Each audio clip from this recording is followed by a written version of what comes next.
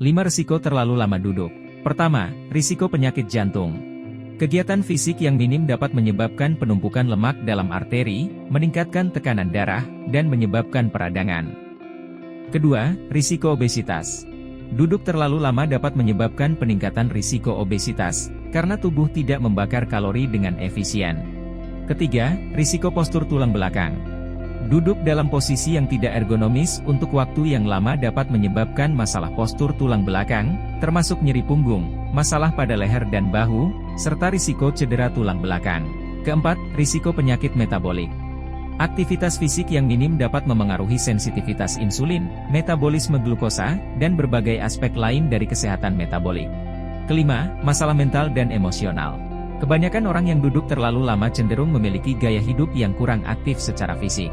Aktivitas fisik yang kurang dapat berdampak negatif pada kesehatan mental dan emosional.